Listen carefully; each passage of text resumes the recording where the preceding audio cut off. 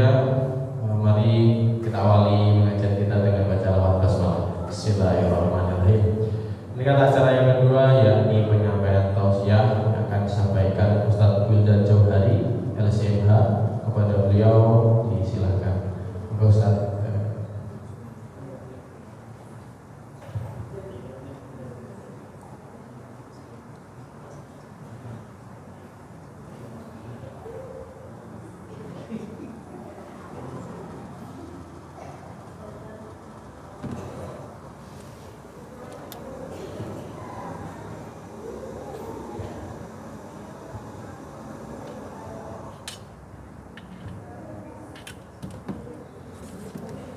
Bismillahirrahmanirrahim. Assalamualaikum warahmatullahi wabarakatuh. Alhamdulillah, wassalatu wassalamu ala rasulillah wa ala alihi wa ashabihi wa man wala. Allahumma alimna ma yanfa'una wanfa'na bima 'allamtana wa zidna ilman nafi'an ya rabbal alamin. Rabbi syrah li sadri wa yassir li amri wahlul 'uqdatam min lisani yafqahu qawli, amma ba'du. Ibu dan bapak jamaah Masjid Al-Muhajirin yang dirahmati dan diberkahi oleh Allah Subhanahu wa taala. Mudah-mudahan kita semua yang hadir pada majelis ilmu sore hari ini mendapatkan rahmat dan curahan keberkahan Allah Subhanahu wa taala,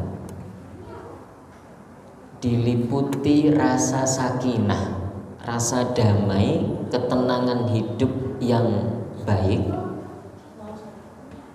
kemudian dilingkupi oleh sayap-sayap malaikat Allah Subhanahu wa taala, dicurah-curahi rahmat dan keberkahan Allah Subhanahu wa taala, dan yang paling utama adalah kita betul-betul mengharap ketika duduk di majelis ilmu seperti sore hari ini, kita disebut-sebut oleh Allah Subhanahu wa taala.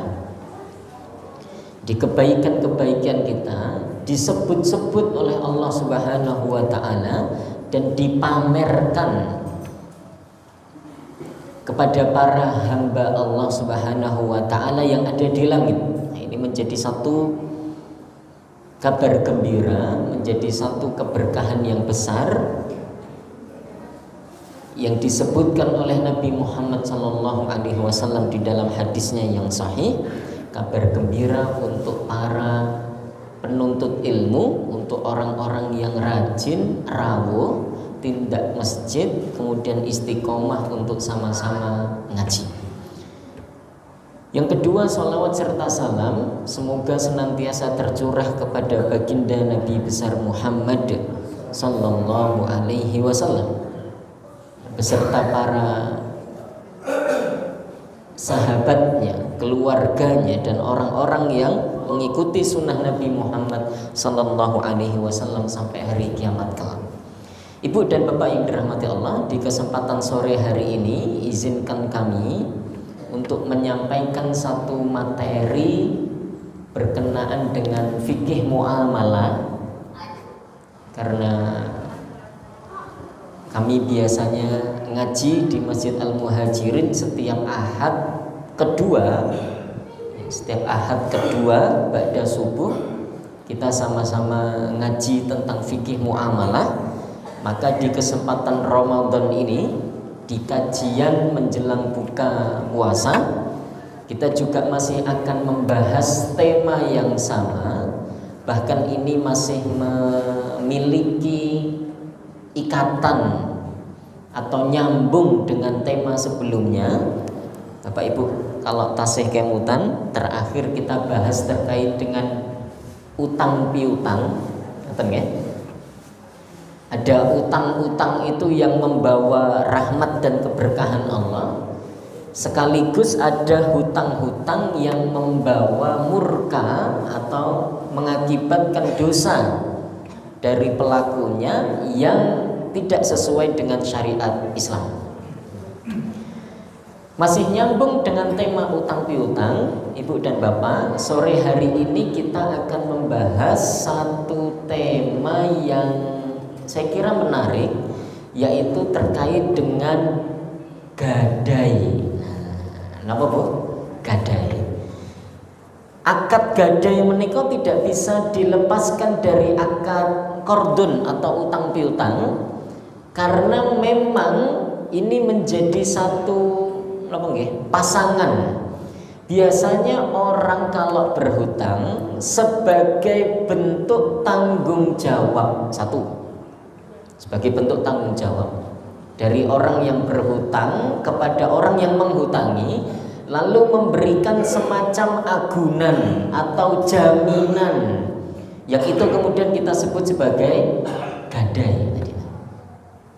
Yang kedua, ini menjadi adab yang baik, Ibu dan Bapak yang dirahmati Allah.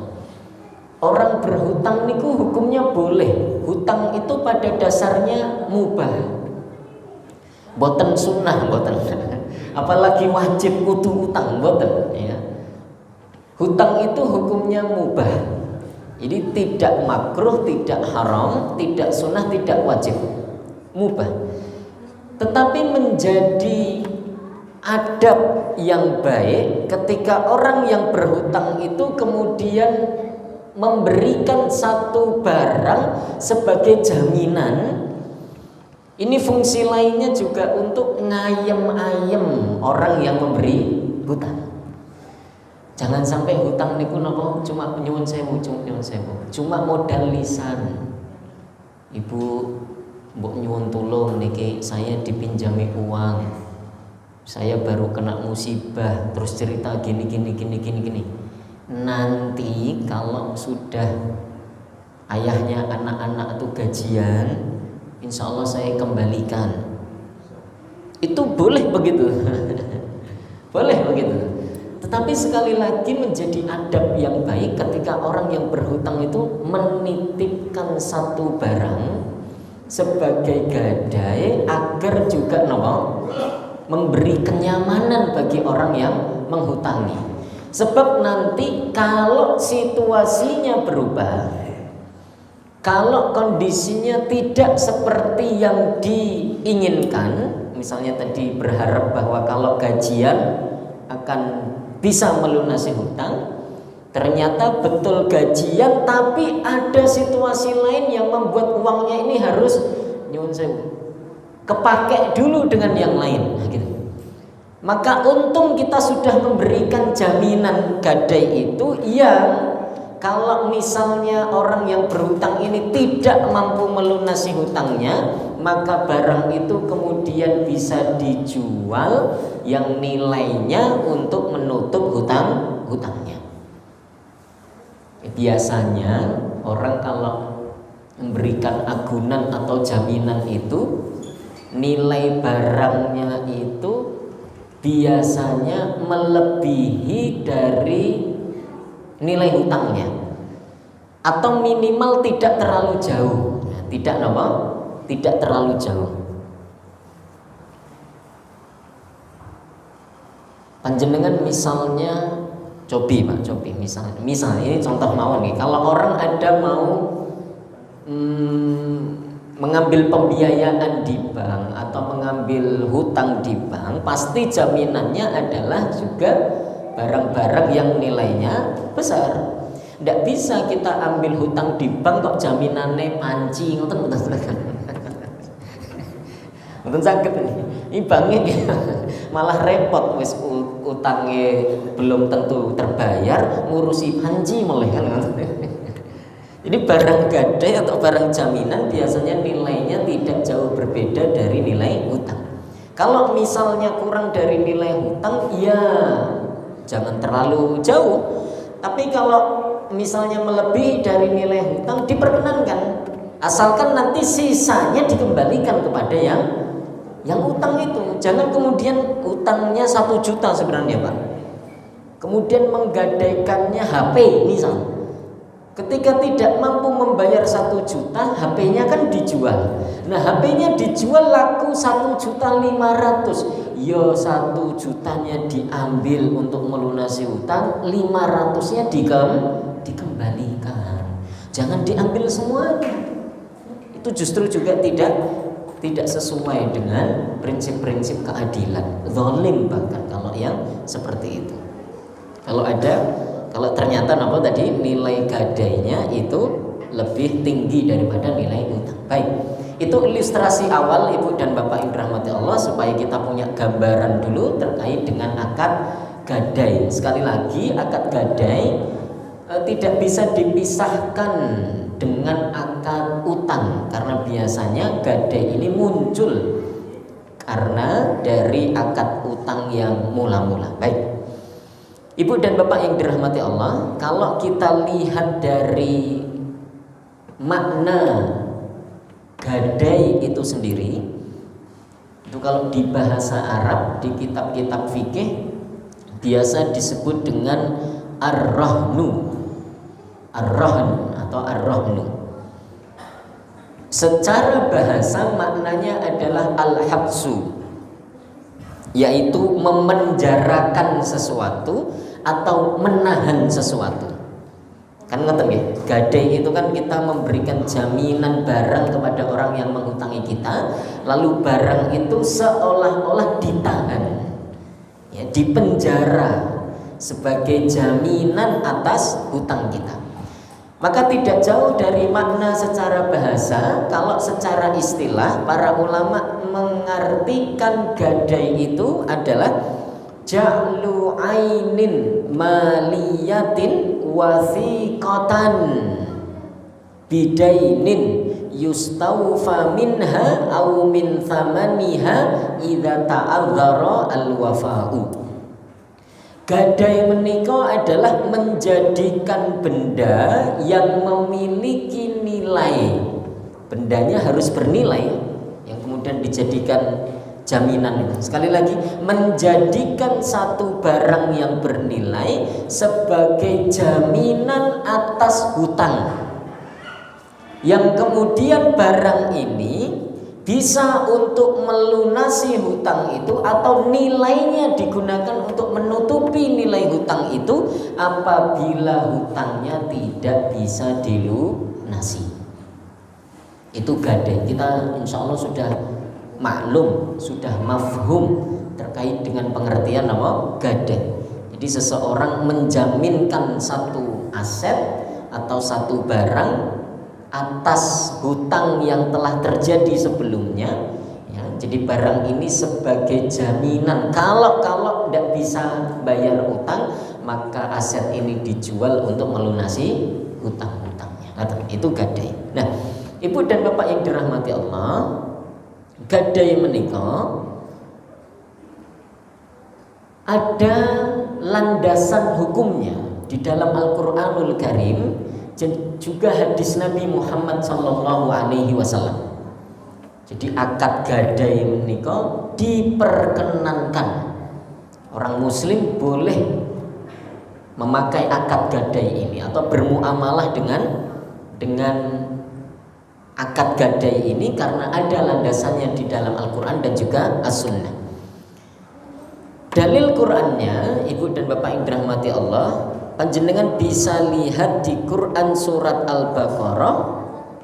Quran surat Al-Baqarah ayat 283. Di potongan ayat ini disebutkan wa in kuntum ala safarin wa lam tajidu katiban farihanum maqbudah.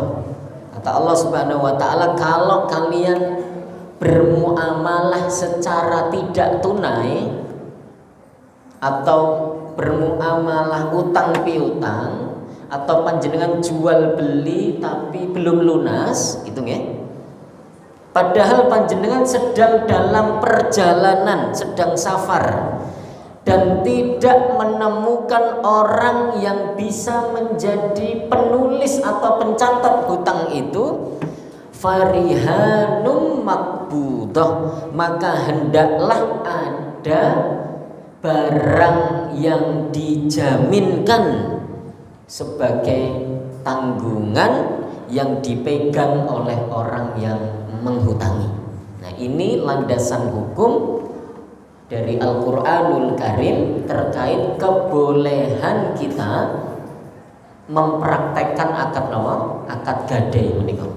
Ini salah satu sebagai ya tadi menimbulkan rasa kepercayaan atas dua pihak ini, ya, menimbulkan rasa aman, rasa ayem gitu atas kedua belah pihak. Sebab begini, kadang-kadang ibu dan bapak yang dirahmati Allah, orang kalau berhutang terus kok dihutangi itu kadang-kadang ayem tenanan, sing boten ayem sing ngutangi. Nah, kan ngoten. Kan ngoten. Tadinya yang gak ayem orang yang butuh ini, orang yang, tapi begitu dikasih pinjam, legone ranjamak-jamak, terus merasa bebas, merasa ayem gitu. Terus kadang-kadang lupa sama hutangnya. Nah, yang boten ayem gantian orang yang menghutangi ini. Maka supaya sama-sama ayem, mari panjenengan kalau berhutang terus dapat dananya alhamdulillah, tapi juga berikan jaminan kepada orang yang menghutangi sebagai bentuk apa? Rasa aman dan jaminan. Oke. Itu dalil Qur'annya. Di dalam hadis Nabi Muhammad SAW juga disebutkan, bahkan ibu bapak, Nabi SAW sendiri mempraktekkan gadai ini. Ya, disebutkan di dalam hadis yang sahih riwayat Imam Al-Bukhari dan Muslim dari Sayyidah Aisyah radhiyallahu taala anha qalat anna Nabiyya sallallahu alaihi wasallam ishtara ta'aman min Yahudiyin. Sayyidah Aisyah cerita, Nabi Muhammad sallallahu alaihi wasallam pernah membeli satu makanan atau kebutuhan rumah tangga untuk hajat kehidupan rumah tangga itu dari seorang Yahudi. Dari seorang Yahudi. Ila ajalin, ya, tetapi Nabi itu belinya itu nyuwun sewu, Nabi belinya dengan akad hutang. Jadi Nabi pada waktu itu dereng nama, ya belum punya cukup harta untuk kemudian bayar cash, kemudian Nabi hutang. Warahanahu dir'an min hadidin.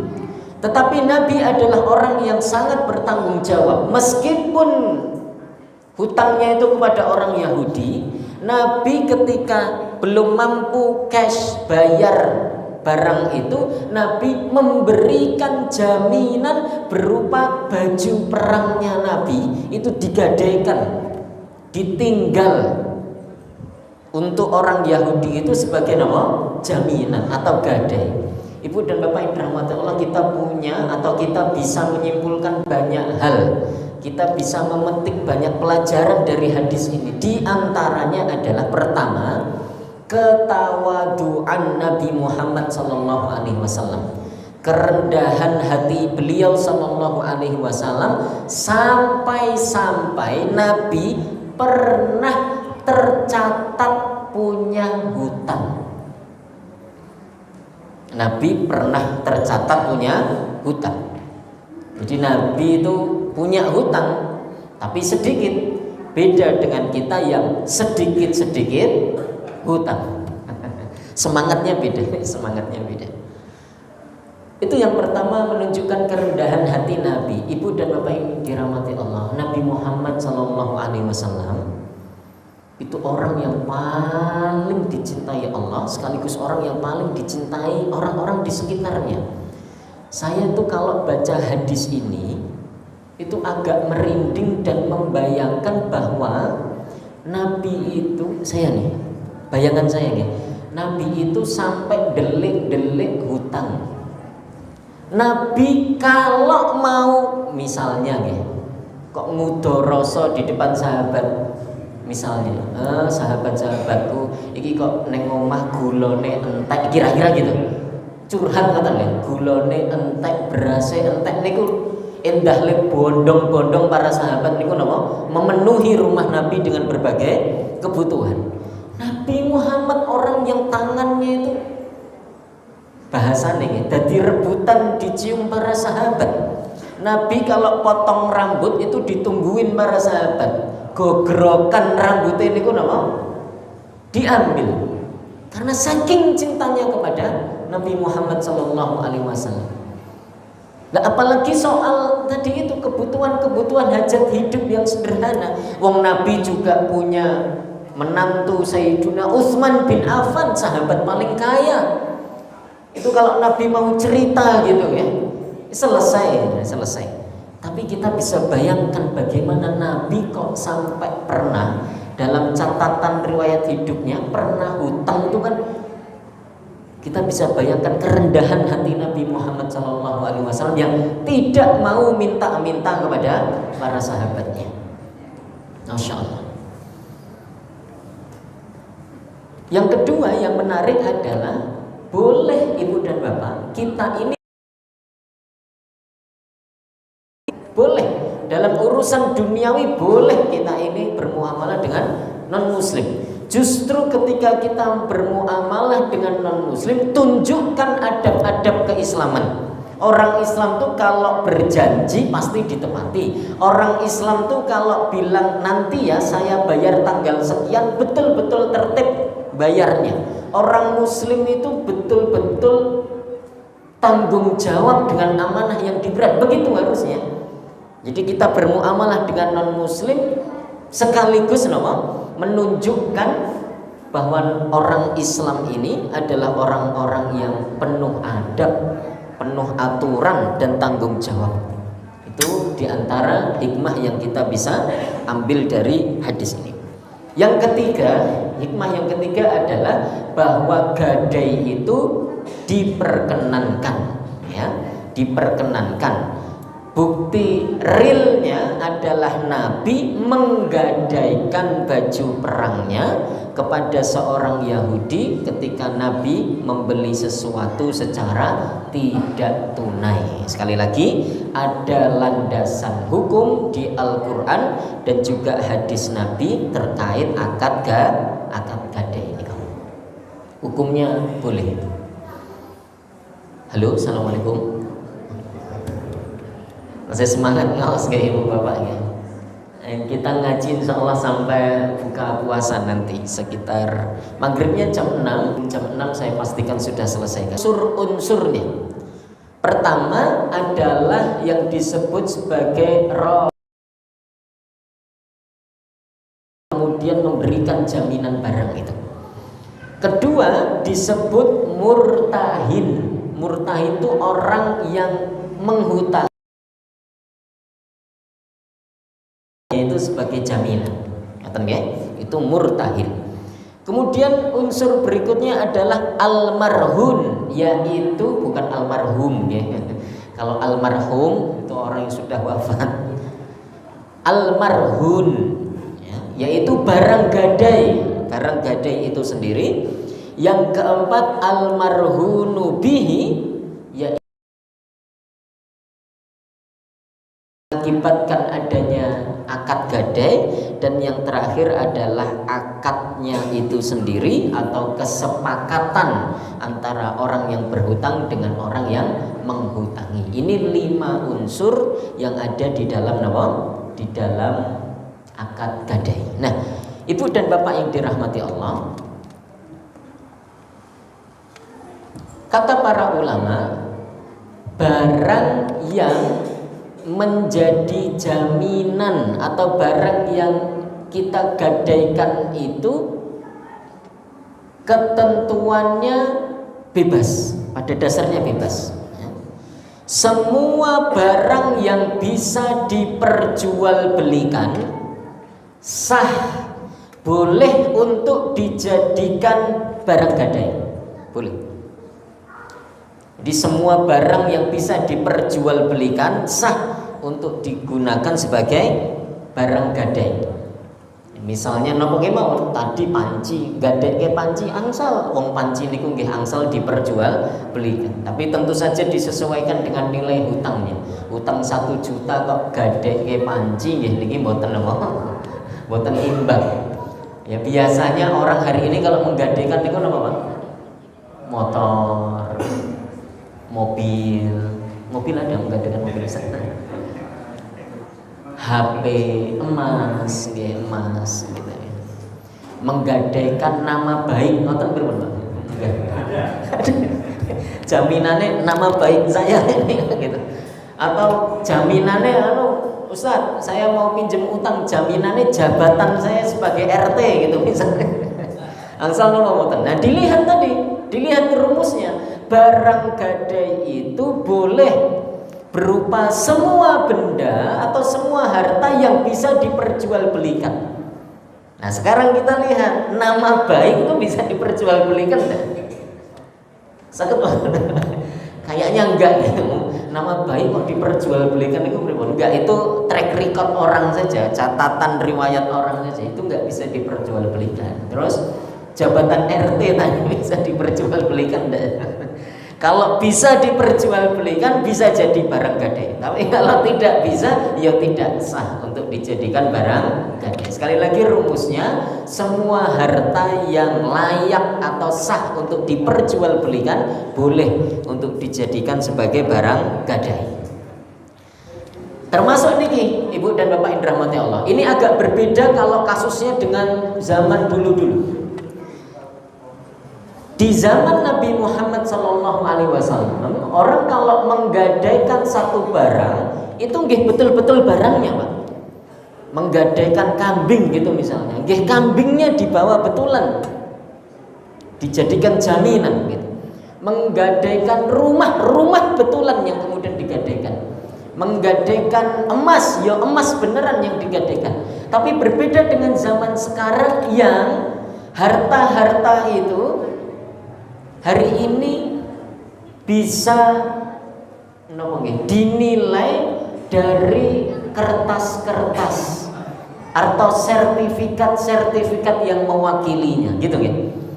Jadi kalau orang zaman dulu menggadaikan rumah tuh benar-benar rumahnya tuh digadaikan, dikosongkan dan lain sebagainya. Tapi sekarang orang menggadaikan rumah bukan rumahnya yang digadaikan, tapi sertifikatnya, gitu ya. Kalau zaman dulu orang menggadaikan kendaraan itu betul-betul kudanya itu yang dijadikan jaminan. Kalau orang sekarang menggadaikan kendaraan tuh biasanya BPKB-nya, sertifikat bukti kepemilikan. Lah ini bagaimana ini hukumnya?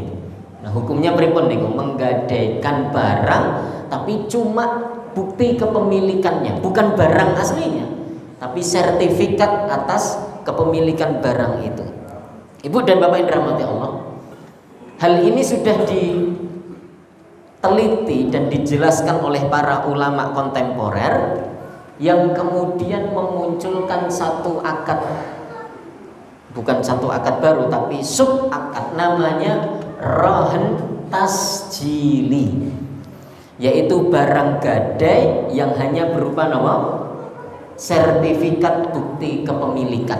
Nah, alhamdulillahnya menika sudah ada fatwanya ya, dari DSN MUI, Dewan Syariah Nasional Majelis Ulama Indonesia. Ibu dan Bapak yang dirahmati Allah, MUI menika kalau untuk urusan-urusan ibadah, untuk urusan-urusan yang sifatnya halal haram, terkait dengan makanan gitu ya, atau yang urusan-urusan umum keagamaan, itu punya komisi fatwa.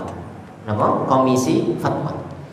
Nanti fatwanya itu dikeluarkan oleh komisi fatwanya. Tetapi khusus untuk urusan-urusan fikih muamalah, nah MUI itu punya badannya sendiri, namanya Dewan Syariah Nasional Majelis Ulama Indonesia, atau disingkat DSN MUI.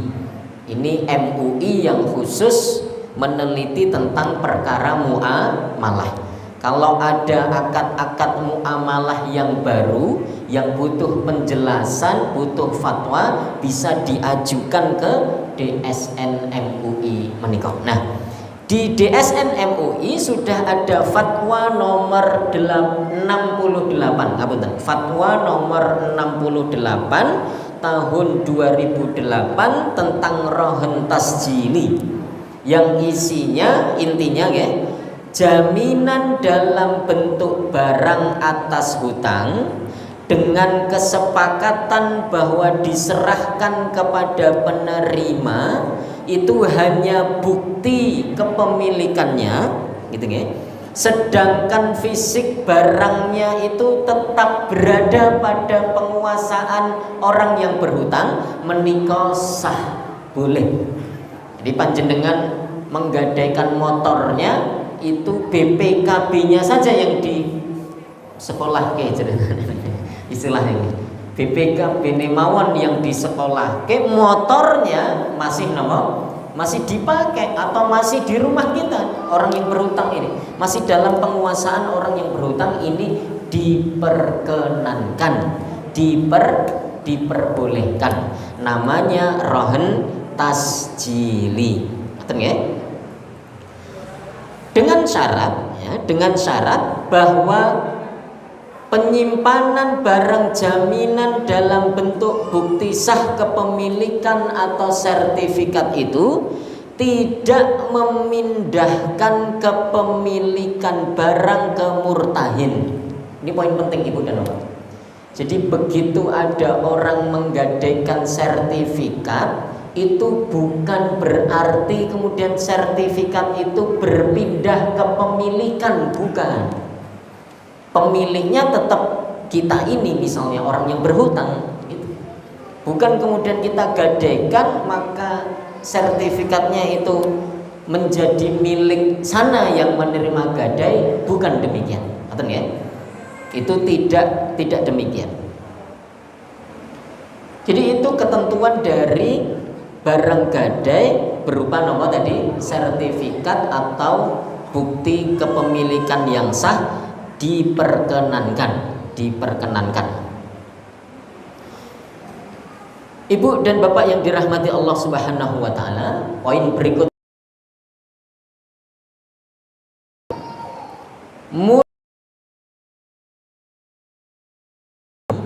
atau orang yang kemudian dia itu bukan pemilik atas barang gadai itu, masih seutuhnya dimiliki oleh orang, tidak otomatis berpindah kepemilikan, enggak. Sehingga dari situ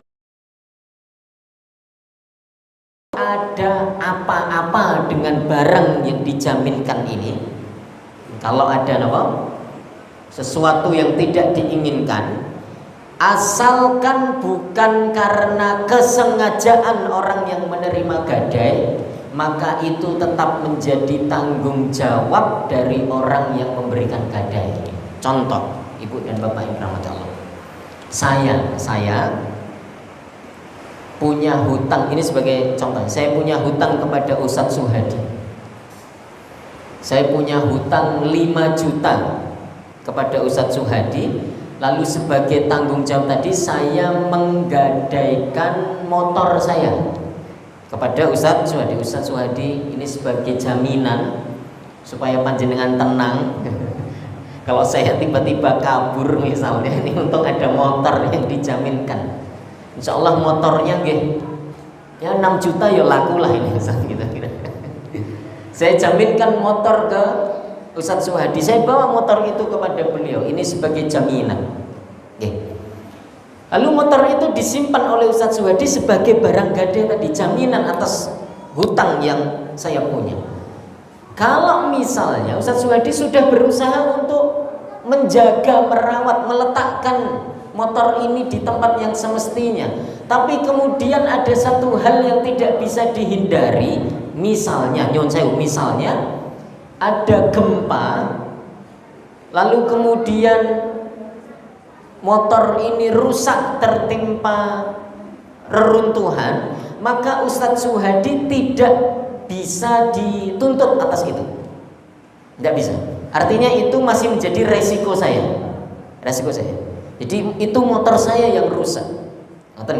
Nilainya bisa turun karena tadi kalau misalnya dalam posisi bagus 6 juta, ini kalau sudah kena reruntuhan gempa ya nilainya merosot. Itu resiko saya. Ustadz Suhadi tidak punya tanggungan sama sekali atas itu karena tidak disengaja. Ustadz Suhadi tidak bisa dituntut. Tetapi kalau murtahin, Ustadz Suhadi misalnya memang sengaja tidak menjaga barang itu. Jadi diberi gade jaminan motor, tapi motornya diparkir di luar, kuncine cementel, STNK BPKB-ne cemepak misalnya. Terus ditinggal masuk ke rumah gitu. Loh kok motornya hilang misalnya. Nah, dalam kasus ini nyuwun sewu, karena ada tadi at-ta'addi ya, kesengajaan atau keteledoran yang seharusnya tidak terjadi, atau istilah kerennya itu wan prestasi. Dalam kasus ini pada diri murtahin, maka saya nyuwun sewu, saya bisa menuntut Ustadz Suhadi untuk nggih pripun carane beliau bertanggung jawab atas hilangnya motor itu. Karena tadi tidak dijaga dengan baik ya, tidak disiapkan pada tempat yang semestinya. Itu soal barang gade. Ibu dan Bapak yang dirahmati Allah, terakhir ya, pembahasan terakhir saya jelaskan terkait dengan orang yang menerima gadai atau murtahin itu diperkenankan memberikan semacam biaya perawatan. Biaya perawatan atas barang gadai. Ya namanya motor walaupun sebagai barang gadai, sebagai jaminan, kan Ustadz Suhadi paling tidak harus ngeresiki, markir ke masuk rumah supaya enggak kepanasan kehujanan. Kalau pagi manasi kersane mboten rusak motore. Nah, biaya perawatan ini boleh dikenakan, yang bayar nanti saya sebagai pemilik motor itu. Karena saya yang berhutang tadi, saya yang memberikan gade tadi, maka diperkenankan untuk ada biaya perawatan yang dibebankan kepada orang yang gadai itu. Ini persis seperti ibu bapak nyuwun sewu ya, panjenengan yang misalnya menggadaikan emas ke pegadaian, itu kan ada biaya biaya perawatan. Maksudnya ngeten, kan emas tuh ya butuh disimpan di tempat yang bagus, butuh disimpan di loker gitu kan, supaya emasnya panjenengan aman kan gitu. Nah, lokernya ini saya sewakan dalam tanda kutip. Jadi ini emasnya masih emas panjenengan, tetapi ada semacam biaya perawatan, yaitu saya simpan di loker ini, lalu panjenengan misalnya membayar untuk biaya untuk biaya perawatannya itu. Ini bukan riba, Ibu dan Bapak yang dirahmati Allah. Ya, ini bukan riba, tetapi ini diperkenankan adanya ongkos atau biaya penyimpanan barang itu yang ditanggung oleh penggadai. Ngoten nggih? Tetapi dengan catatan ongkos yang dimaksud besarannya harus didasarkan pada pengeluaran yang nyata-nyata diperlukan. Jadi kalau tadi Ustadz Suhadi, Mas Wildan, ini saya itu tiap pagi manasin motor, kalau malam markir masuk ke motor gitu ya. Ya butuh nasi liwet lah kira-kira begitu. Butuh tahu kupat lah gitu. Maka dinilai begitu. Jadi dinilai dengan nilai yang atau kebutuhan yang nyata-nyata diperlukan. Tidak boleh terus ngawang-ngawang. Ini ongkos ongkos biaya perawatannya 2 juta per bulan. Wah, ini namanya mencekik leher. Itu ngambil untung dari kesempitan orang lain, itu tidak boleh yang seperti itu. Lalu kalau misalnya nanti barang gadai itu harus disimpan di satu tempat khusus, maka boleh dalam konteks menyewakan tempat ini, lalu ada apa tadi, biaya sewa itu diperkenankan. Ngerti? Sudah habis waktunya, Ustaz. Wah, 10 menit. Terakhir ya, paling akhir Ibu dan Bapak. Paling akhir. Dari sampai di sini dulu kita bisa sedikit menyimpulkan beberapa hal ya. Di antaranya tadi adalah bahwa barang gadai itu 100% kepemilikannya itu masih dipegang oleh orang yang berhutang. Kalau tadi contohnya saya dengan Ustadz Suhadi, motor itu 100% kepemilikannya masih punya saya, bukan punya Ustadz Suhadi. Saya jaminkan, saya letakkan di rumah Ustadz Suhadi hanya sebagai jaminan atas hutang saya kepada beliau, gitu ya. Jadi kepemilikan motornya tetap punya saya. Muncul pertanyaan berikutnya. Apa hukumnya murtahin? Kalau contoh cerita saya ini, Ustadz Suhadi, apa hukumnya kalau beliau memakai motor saya itu? Jadi saya gadaikan motor ke Ustadz Suhadi, lalu oleh Ustadz Suhadi ya dipakai ke pasar, dipakai ngajar, dipakai jalan-jalan dan seterusnya. Padahal itu motor kepemilikannya masih punya siapa? Punya saya kan. Nah, apa hukumnya ini? Diperkenankan atau tidak? Para ulama berbeda pendapat, Ibu dan Bapak. Pendapat pertama mengatakan boleh atas seizin yang berhutang, alias saya. Kalau saya memang memberikan izin kepada Ustadz Suhadi, monggo Ustadz, ini motor sebagai barang gadai saya, jaminan saya. Kalau panjenengan ajeng nitih niki motor, monggo diperkenankan. Ajeng panjenengan pakai untuk ngaji, ngaos, alhamdulillah. Mudah-mudahan saya dapat keberkahan dari perjalanan ngaji panjenengan, misalnya begitu. Panjenengan gunakan jalan-jalan, monggo Ustaz, santai mawon, katanya. Dapat izin dari yang punya, diperkenankan. Tapi kalau tidak dapat izin, tidak diperkenankan. Jatuhnya riba. Jatuhnya apa? Riba. Karena ada manfaat tambahan atas hutang piutang. Jadi Ustadz Suhadi menghutangi saya 5 juta, tapi beliau juga punya manfaat bahwa beliau bisa pakai motor saya sesukanya. Nah, itu berarti dalam tanda kutip ada riba di situ. Ibu dan Bapak, riba itu tidak selalu harus bentuknya juga uang loh. Nanti ya, ini sudah kita jelaskan di pertemuan yang lalu. Jadi riba itu tidak selalu ngeten. Saya hutangi 1 juta, balik ke 1,5 juta. Itu jelas riba. Tapi riba tidak hanya seperti itu modelnya. Kalau ada orang menghutanginya, tak hutangi 1 juta, balik kene yo tetap 1 juta. Tapi tiap pagi anterin saya pulang pergi ke pasar, ini juga riba. Tidak diperkenankan. Karena ada apa? Tambahan, manfaat tambahan atas akad utang piutang. Meskipun nilainya bukan utang, tapi nilainya tadi apa? Jasa mengantarkan ke pasar setiap pagi. Selama masih punya utang, kamu harus mengantarkan saya ke pasar setiap pagi. Ini juga termasuk apa? Riba. Ibu dan Bapak yang dirahmati Allah, utang piutang itu akad tabarruk, akad sosial, tidak boleh jadi komersil. Nah, kalau menimbulkan manfaat tambahan tadi berubah menjadi akad komersil yang tidak diperkenankan. Kembali ya, pendapat pertama mengatakan boleh orang yang menerima gadai itu menggunakan barang gadai itu atas izin yang berhutang, ya, atas izin yang berhutang.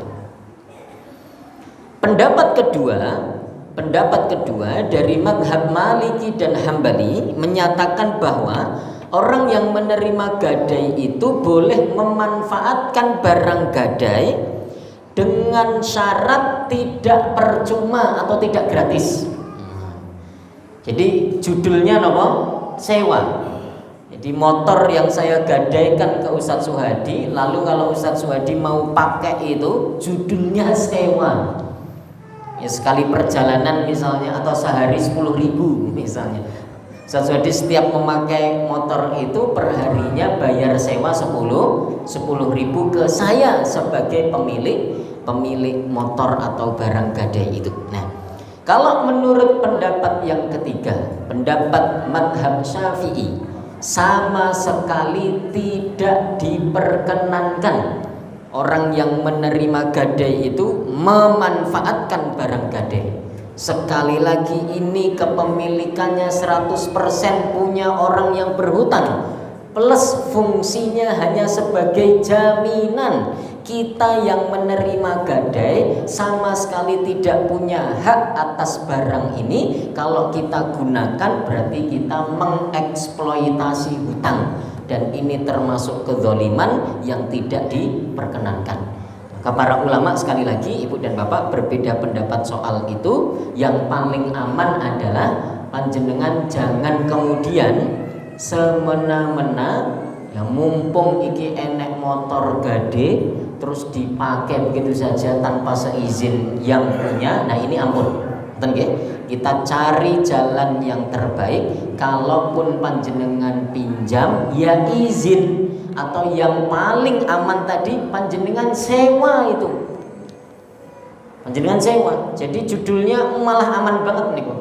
Jadi orang yang berhutang aman, ini motornya tidak dipakai gitu ya.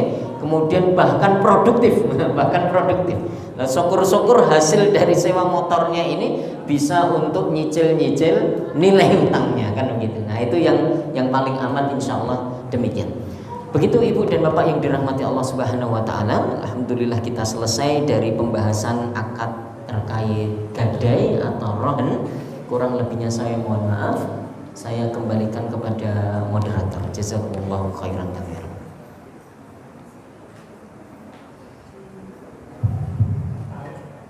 Terima kasih kepada Safiyah Jauhari telah menyampaikan tausiahnya. Semoga kita sebagai pendengar dan juga jemaah sekalian bisa mengambil hikmah dan manfaat daripada fikih dan pegadaian.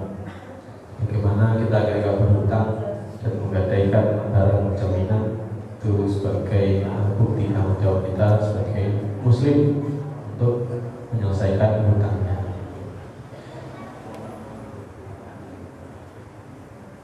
Mari kita tutup kajian menjelang berbuka dengan baca doa kafaratul majelis. Subhanallah wa bihamdihi asyhadu an la ilaha illa anta astaghfiruka wa atubu ilaik.